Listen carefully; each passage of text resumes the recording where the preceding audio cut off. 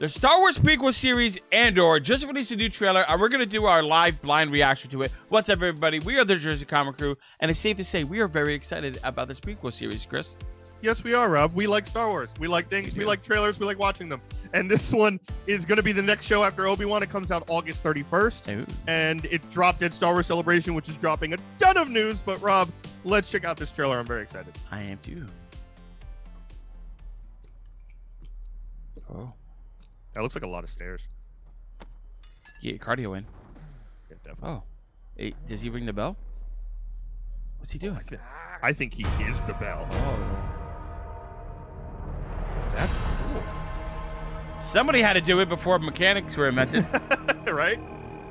Oh. It ain't much, but it's honest work. Yeah, throat singing? What's happening? Oh, I thought it was a dragon. It's a ship. That makes so much more sense. Yeah. It does feel a little medieval. Oh. Was that Steve the pirate from Dodgeball? I hope it is. Oh. Someone's getting invaded. Those are Clone War era ships. Oh. The guy in the bell's doing a really good job of setting the tone of this trailer. I tell you what. Oh, there's guy needs a Cassian. raise. Oh, I know him. He's the Maester from Game of Thrones. I'm glad you did. I didn't know who that was. Ooh, cool elevator. They're everywhere. What planet are they on? They're watching me now. Okay, politicians. Is that young Mon Mothma? Oh, maybe. I think it's young Mon Mothma. These days will end. Oh, Skarsgård. He's not alive anymore. There will be no rules going forward. What is happening? They're after Andor. He's doing something. Early rebellion. Empire's growing. We've seen those before in Mandalorian. Those friends. Yeah. Got a TIE fighter. He's stealing a TIE fighter, so he's on some type of base. What a reckoning sounds like.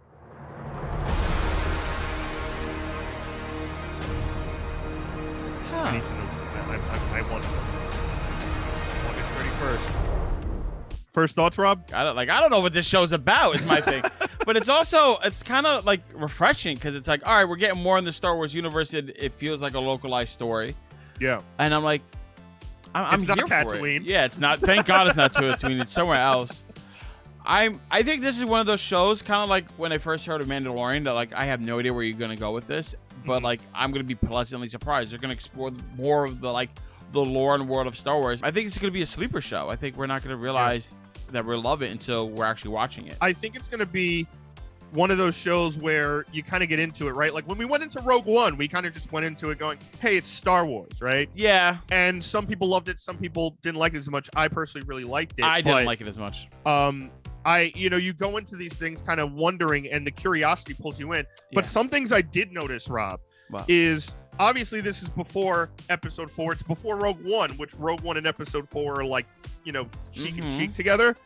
This seems like it's going to focus on more of the Empire growing and holy crap, we need to do something.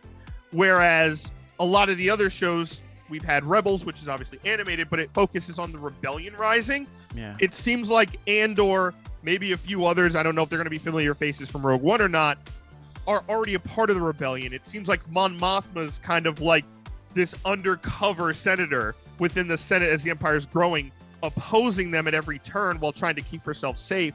But we're going to see the Empire's reach and the kind of those beginning days of the Empire turning into what it becomes. So that to me is very interesting. I wonder what planet we're on. Why this town is so important, obviously, is a big question, because it seems like the Empire invades this area for what, I don't know if it's for a resource, a mineral resource. The Death Star has not been built yet, so could that be something? They're trying to mine the planet for resources. Ooh, I like that the idea. Death Star. I'm thinking these are the people that work to build the Death Star. I think that they're going to force these people to do that, because when you see that white room, they're working on stuff, and also all those people in that, wherever they were, and like in white coats and white labs moving back and forth, I think they're all going to be like working on parts or whatever is needed to build the Death Star. Yeah. I think it's going to go that far back, and you're like, oh, we got to try to stop this. We got to try to do this. Just like the feel, especially in the beginning, and like there's people in the forest, it feels like it's going to be a very localized story, which I am all for, and I think Star Wars needs to explore that, how these localized stories play a bigger part into the greater mythos.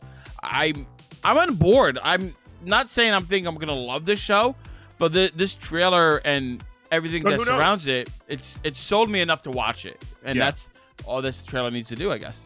Yeah, and also having that tension of Cassian possibly being known as like one of these like random startup rebels, right? Yeah. Whether bounty hunters are after him or Imperial, generals are after him, whatever the hell.